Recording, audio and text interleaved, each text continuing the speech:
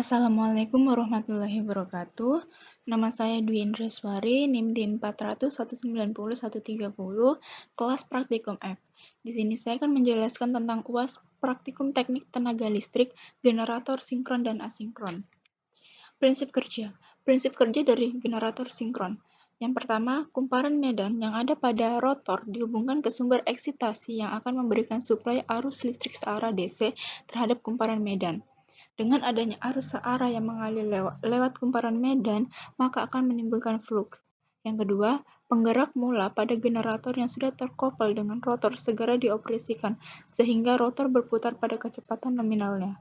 Perputaran yang ada pada rotor memutar medan magnet yang dihasilkan oleh kumparan medan. Medan putar yang dihasilkan rotor diinduksikan pada kumparan jangkar, sehingga kumparan jangkar yang ada pada stator menghasilkan flux magnetik. Flux tersebut bisa berubah-ubah besarnya terhadap waktu. Perubahan flux tersebut menimbulkan GGL induksi pada ujung kumparan. Prinsip kerja dari generator sinkron atau generator induksi yaitu berdasarkan induksi elektromagnetik, sehingga rotor diputar oleh penggerak mula atau prime mover. Dengan demikian, kutub-kutub di dalam rotor akan berputar. Jika kumparan kutub diberi arus, maka pada permukaan kutub akan timbul medan magnet atau garis-garis gaya flux yang berputar dengan kecepatan yang sama dengan putaran kutub.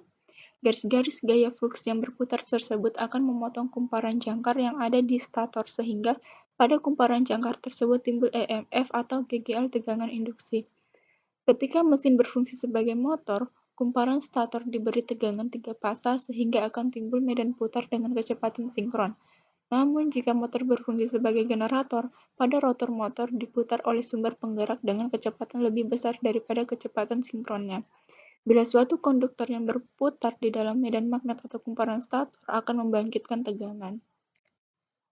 Komponen generator. Yang pertama, stator. Stator atau armatur adalah bagian generator yang berfungsi sebagai tempat untuk menerima induksi magnet dari rotor. Arus AC yang menuju ke beban disalurkan melalui armatur. Komponen ini berbentuk sebuah rangka silinder dengan lilitan kawat konduktor yang sangat banyak. Armatur selalu diam atau tidak bergerak. Stator dari mesin sinkron terbuat dari bahan ferromagnetik yang berbentuk laminasi untuk mengurangi rugi-rugi arus pusar. Dengan inti ferromagnetik yang bagus, berarti permeabilitas dan resistivitas dari bahan tinggi. Bagian yang diam atau stator terdiri dari beberapa bagian, yaitu yang pertama inti stator. Bentuk dari inti stator ini berupa cincin laminasi-laminasi yang diikat serapat mungkin untuk menghindari rugi-rugi arus. Pada inti ini terdapat slot-slot untuk menempatkan konduktor dan untuk mengatur arah medan magnetnya. Untuk menghindari arus pusar dan panas yang timbul, maka inti stator dibuat dari lempengan baja tipis dan isolasi satu terhadap yang lain. Yang kedua, belitan stator. Bagian stator yang terdiri dari beberapa batang konduktor yang terdapat di dalam slot-slot dan ujung-ujung kumparan. Masing-masing slot dihubungkan untuk mendapatkan tegangan induksi. Yang ketiga, alur stator. Merupakan bagian stator yang berperan sebagai tempat belitan stator ditempatkan. Yang keempat, rumah stator. Bagian dari stator yang umumnya terbuat dari besi tuang yang berbentuk silinder. Bagian belakang dari rumah stator ini biasanya memiliki sirip-sirip sebagai alat bantu dalam proses pendinginan. Yang kedua, rotor. Rotor adalah bagian generator yang bergerak atau berputar. Antara rotor dan stator dipisahkan oleh celah udara atau air gap. Rotor berfungsi untuk membangkitkan medan magnet yang kemudian tegangan dihasilkan dan akan diinduksikan ke stator. Rotor terdiri dari dua bagian umum, yaitu inti kutub dan kumparan medan. Pada bagian inti kutub terdapat poros dan inti rotor yang memiliki fungsi sebagai jalan atau jalur flux magnet yang dibangkitkan oleh kumparan medan. Pada kumparan medan ini juga terdapat dua bagian, yaitu bagian penghantar sebagai jalur untuk arus pemajuan dan bagian yang diisolasi. Kutub medan magnet rotor dapat berubah berupa salient pole atau kutub menonjol dan non-salient pole atau kutub silinder. Yang pertama, rotor bentuk menonjol. Pada jenis salient pole, kutub magnet menonjol keluar dari permukaan rotor. Belitan-belitan medannya dihubung seri.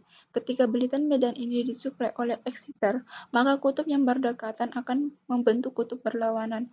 Rotor kutub menonjol akan mengalami rugi-rugi angin yang besar dan bersuara bising jika diputar dengan kecepatan tinggi, dan konstruksi kutub menonjol tidak cukup kuat untuk menahan tekanan mekanis apabila diputar dengan kecepatan tinggi. Yang kedua, rotor bentuk silinder. Rotor silinder umumnya digunakan pada generator sinkron dengan kecepatan putar tinggi 1.500 atau 3.000 rpm. Rotor silinder baik digunakan pada kecepatan putar tinggi karena konstruksinya memiliki kekuatan mekanik yang baik pada kecepatan putar tinggi dan distribusi di sekeliling rotor mendekati bentuk gelombang sinus sehingga lebih baik dari kutub menonjol. Rangkaian star delta. Rangkaian star delta atau bintang segitiga adalah salah satu sistem starter elektromotor tiga fase yang bertujuan untuk meminimalkan lonjakan arus yang terjadi saat elektromotor dioperasikan atau starting. Pada hubung ini, kumparan pada sisi primer dirangkai secara bintang dan sisi sekundernya dirangkai secara delta.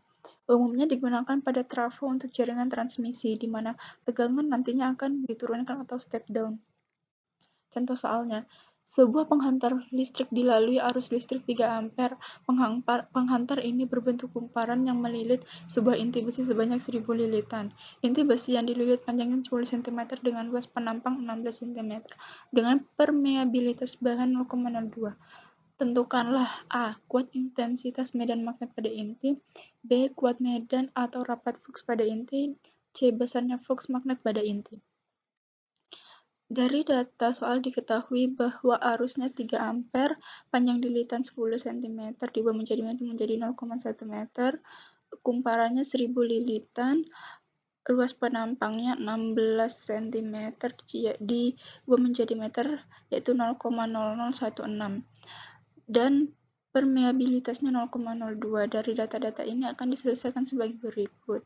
Bagian A nya itu H sama dengan N kali I per LF per I.